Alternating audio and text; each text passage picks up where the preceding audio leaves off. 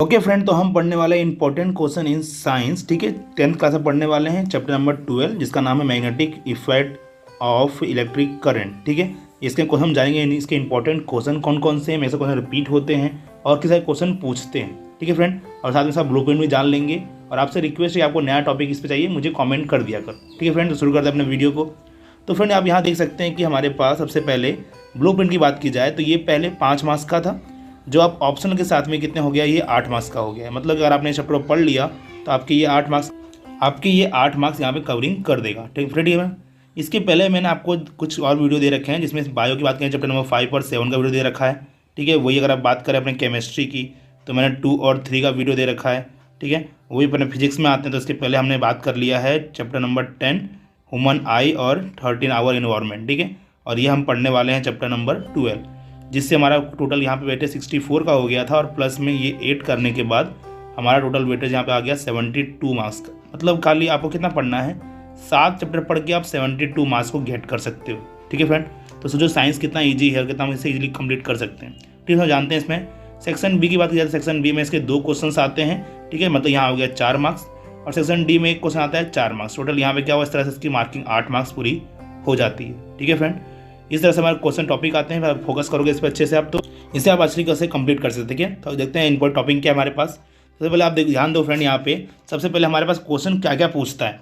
तो फ्रेंड, आपको हमने देखा कि ब्लूप्रिंट के हिसाब से 2 मार्क्स के 2 क्वेश्चन है और एक क्वेश्चन है 4 मार्क्स का। ठीक है, तो हम थोड़ा बहुत डिस्कस करते हैं कि 4 मार्क्स में क्या पूछ सकता है। ठीक है फ्रेंड, तो 4 मार्क्स से हम टॉपिक बात की जाए तो हमारे सबसे ज़्यादा इंपॉर्टेंट होता है यहाँ पे 4 मार्क्स के हिसाब देखा जाए तो ये डोमेस्टिक वाला सर्किट है ये हमारे पास, ये ज़्यादा 4 मार्क्स में पूछने के चांसेस हैं और इसके रिलेटेड ज़्यादा क्वेश्चन आते भी हैं। ठीक है, तो 4 मार्क्स के लिए सर मैक्सिमम चांस है डोमेस्टिक करंट का।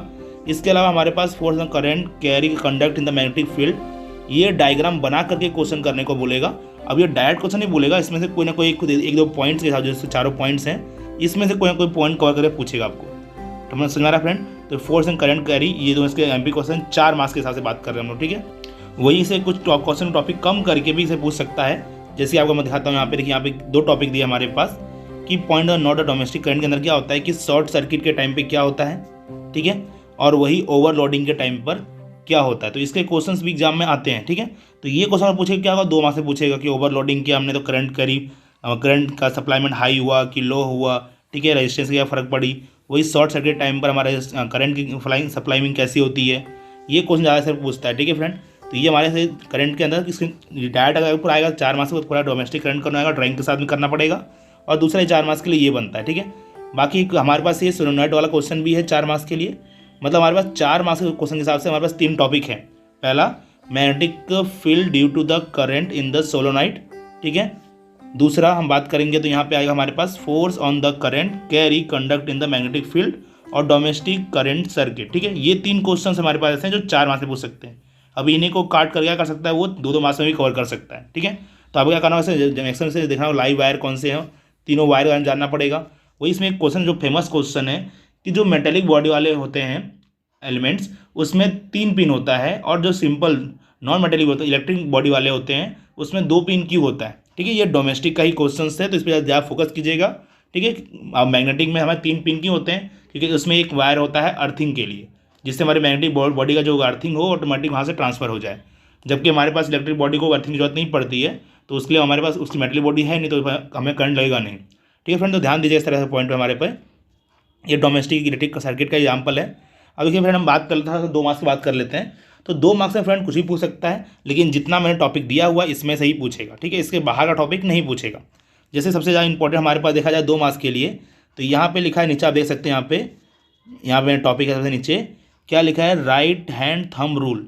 तो राइट हैंड थंब रूल इसके मैक्सिमम चांस बनते हैं एग्जाम में पूछाने के। ठीक है, तो राइट हैंड थंब रूल आपको डायरेक्ट नहीं पूछेगा, आपको डायरेक्ट थंब रूल के का प्रोसेस बोलेगा, या फिर ये अपने जो इसके दोनों जो एग्जाम्पल यहाँ पे दिख रहे हैं, आपको दिख रहे हैं, magnetic field due to the current through the state current, या फिर magnetic field due to current the loop current, दिख रहा है। ये दोनों के जो क्वेश्चन बनते हैं राइट हैंड थंब रूल के थ्रू में आते हैं, तो इनके क्वेश्चन पूछने के ज़्यादा चांसेस बनते हैं। समझ में आ रहा है फ्रेंड, तो आप इन पॉइंट पर ज़्यादा कवरिंग कर लो, इन दोनों पॉइंट पर पढ़ लो। ये आप नोट कर डायरेक्ट आप क्या कर सकते हो, यहाँ पे अपना स्क्रीनशॉट लेकर कवर कर सकते हो। ठीक है, इसमें सारे टॉपिक इसके अंदर दिए हुए हैं जो आप एग्जाम पूछेंगे, सब इतने में मैं कवर कर दिया हूँ। ठीक है, देन इसका देखिए हमारे पास फ्रेंड ये क्वेश्चन में 2 मार्क्स के लिए बनते हैं।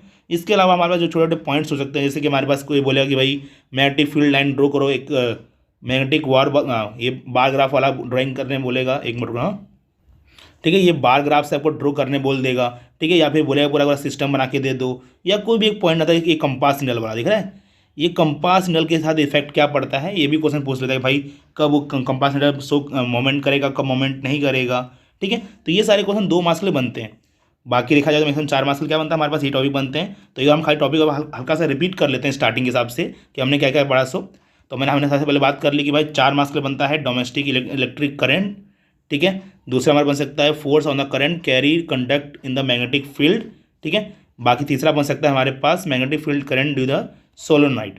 ये 3 टॉपिक 4 मार्क्स के लिए बनते हैं।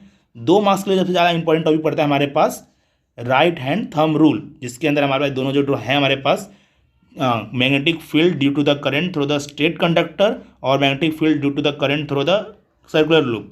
ये हमेशा ज़्यादा 2 मार्क्स के लिए इंपॉर्टेंट बनते हैं, ठीक है। इसके अलावा हमारे 2 मार्क्स में क्या पूछ सकते हैं, यहाँ पे आपको मैं 2 क्वेश्चन लास्ट के कि शॉर्ट सर्किट टाइम पे क्या होता है, किस में डैमेजिंग होती है, वही ओवर लोडिंग के टाइम पे भी क्या डैमेजिंग होती है। ये पॉइंट डोमेस्टिक के हमारे साथ रूल में आते हैं, ठीक है। इसके अलावा जो हमारे मैक्सिमम बात किया कि कोई क्या ड्राइंग बनाने दे देगा आपको कि भाई ये अपने बार ग्राफ के साथ मैग्नेटिक फील्ड आसपास ड्रॉ करो, ठीक है, मैग्नेटिक फील्ड लाइन के कैरेक्टराइज समझा दो, ये हमें magnetic field due to the current carry conductor के द्वारा कैसे मैग्नेटिक फील्ड काम करता है ये समझा दो, ठीक है, या फिर इसमें कोई ये 3 में से कोई पॉइंट कवर अप कर लेगा, ठीक है फ्रेंड। तो मुझे उम्मीद है कि भाई आपने लगभग सारे टॉपिक देख लिए होंगे और इन टॉपिक को अच्छे से कवर अप कर लोगे एग्जाम के लिए। चलिए फ्रेंड, मिलते हैं अपने नेक्स्ट वीडियो में नेक्स्ट टॉपिक के साथ।